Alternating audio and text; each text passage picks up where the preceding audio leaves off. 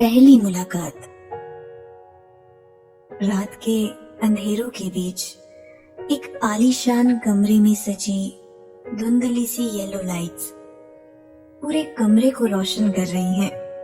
अपनी शादी की पहली रात में तन्वी नाइट गाउन पहने हुए एक बड़े से बिस्तर पर लेटी हुई है। यूं तो उसे कभी किसी बात का डर नहीं सताया, पर अपनी जिंदगी के इस नए मोड़ पर उसका मन बहुत घबरा रहा था। बेचैन होकर वो कमरे की दूसरी ओर देखती है। बाथरूम में बहते पानी की आवाज से उसके दिल की धड़कनें और तेज हो रही हैं। तभी बाथरूम का दरवाजा खुलकर विद्युत बाहर आता है। उसके लंबे कद और डैशिंग पर्सनालिटी के आगे वो आलीशान सा कमरा भी छोटा नजर आने लगता है। विद्युत को देखते ही तन्वी घबरा कर बिस्तर से उठ जाती है। अपनी शादी की पहली रात तन्वी आज अपने पति से पहली बार मिल रही है। विद्युत एक सफेद बाथरोब पहने तन्वी के सामने आता है। उसके बाल अभी भी भीगे हुए ही हैं। उसकी बड़ी बड़ी आंखें और पतले से होंठ तन्वी का ध्यान अपनी तरफ खींच रहे हैं। इतना खूबसूरत तो वो टीवी में भी नहीं लगता जितना आज असलियत में लग रहा है। मिस्टर विद्युत, ये हमारी पहली मुलाकात है। It's my pleasure. मुस्कुराते हुए तन्वी ने विद्युत से कहा। अपने मन में बसी घबराहट को वो अपनी बातों से छुपाने की कोशिश कर रही थी। विद्युत ने तन्वी की तरफ देखा। उसकी आंखें किसी आने वाले खतरे की तरफ इशारा कर रही हैं। हमारी पहली मुलाकात? अपनी भारी आवाज में विद्युत ने ताज्जुब होकर कहा। वो आवाज किसी भी इंसान के मन में डर बिठाने के लिए काफी थी। यूं तो विद्युत की बातें उसके जानने वालों के समझ में भी नहीं आती, फिर तन्वी तो उससे आज पहली बार मिल रही थी। इससे पहले कि तन्वी उसकी बातों का मतलब समझ पाती, विद्युत अचानक से कमरे की लाइट्स ऑफ कर देता है। कमरे में हुए अंधेरे से तन्वी घबरा जाती है। अगले ही पल उसे ऐसा लगता है जैसे किसी ने उसकी कमर को कस के जकड़ लिया है। तन्वी को बिस्तर पर गिराकर विद्युत धीरे धीरे उसके पास आता है। विद्युत की महक तन्वी को उसके करीब आने का एहसास करा रही थी। विद्युत तन्वी के पास आकर प्यार के बदले उसे काफी बुरी तरह ट्रीट करता है। उसकी हरकतें देख ऐसा लगता है जैसे वो अपना पूरा जोर तन्वी पर आजमा रहा हो। शादी की पहली रात ही विद्युत का ऐसा रवैया देखकर तन्वी को ऐसा लगता है जैसे उसे किसी बात की सजा दी जा रही हो। विद्युत के रुकते ही तन्वी बेजान सी होकर बिस्तर की दूसरी तरफ लेट जाती है। उसका पूरा शरीर दर्द से टूट रहा है। उसके शरीर में अब उस आदमी की महक बस गई थी जिसने कुछ देर पहले प्यार के नाम पे उसे कभी ना भुलाने वाली एक बुरी याद दी है। विद्युत के उस बर्ताव में ना तो प्यार का एहसास है और ना ही पहली मुलाकात की नजाकत। तन्वी अपने तेज चलती सांसों को संभाल ही रही होती है कि विद्युत उसके चेहरे को अपनी तरफ करके उसे उसकी आंखों में देखने के लिए कहता है। उस अंधेरे कमरे में तन्वी को विद्युत की आंखों में खालीपन के सिवा कुछ नजर नहीं आता। अपनी भारी आवाज में तन्वी को वार्न करते हुए विद्युत उससे कहता है,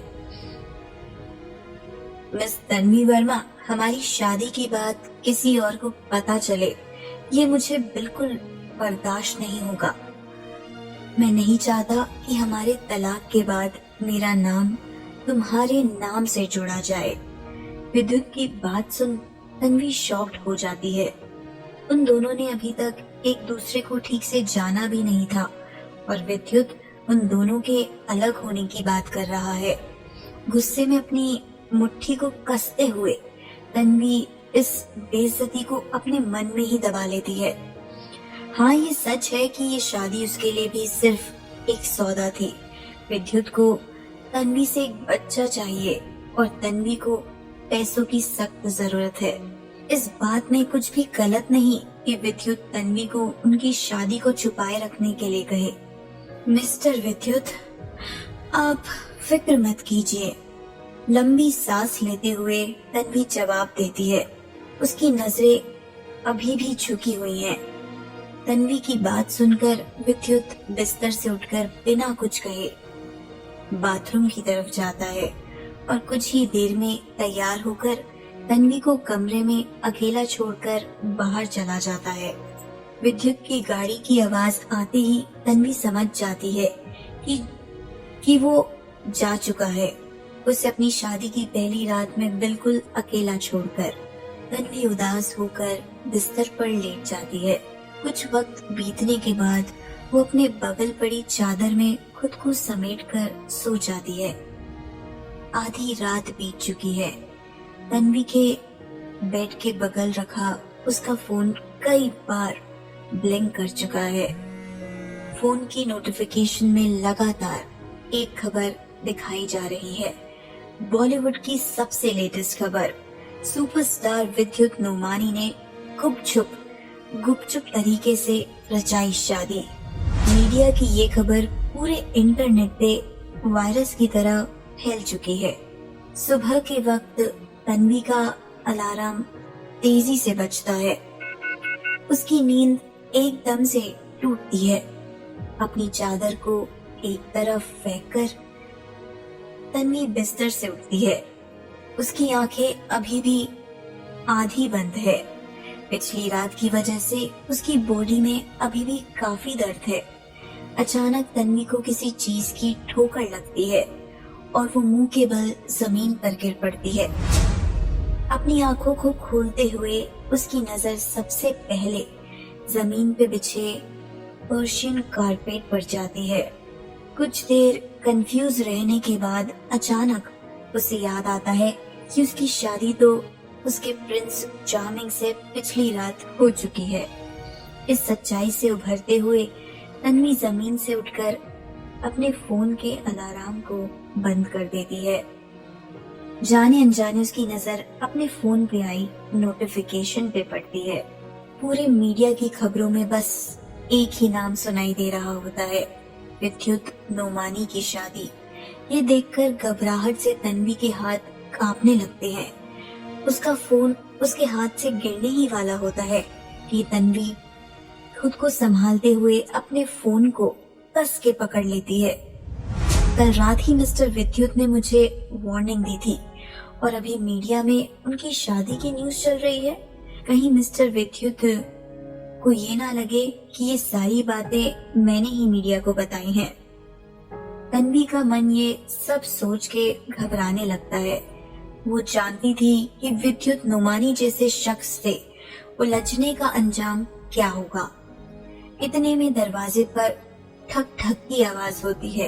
एक केयरटेकर अंदर आकर तन्वी से कहती है, मैडम सर का फोन है। केयरटेकर की बात सुनकर तन्वी की धड़कनें और तेज हो जाती है। उसे जिस बात का डर था आखिरकार वही हुआ। बिना देर किए वो फौरन अपने कपड़े पहनकर नीचे की तरफ भागती है।